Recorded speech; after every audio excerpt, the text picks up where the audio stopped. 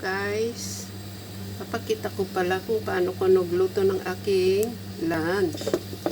Ito, kalabasa at sitaw at saka may konting lean meat, yung laman na, yung walang taba.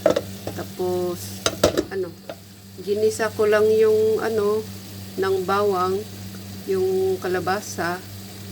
Tapos, nung hapkok na yung kalabasa, nilagay ko yung itong sitaw. Pero itong konting karne, ginisa ko muna ng konti. Saka ko ginisa yung kalabasa. Takpan para maluto. Nilagyan ko na ng konting asin. Yung iba nilalagyan din ng depende sa inyo, sa inyong lasa. Nilalagyan nila ng konting patis. Pero sa akin, asin okay na. Ganito ang luto ko. Siyempre, iba-iba tayo ng style ng luto. Wala lang. Papakita ko lang. Pag luto na po, ilagay ko yung aking konting kamatis. Para healthy.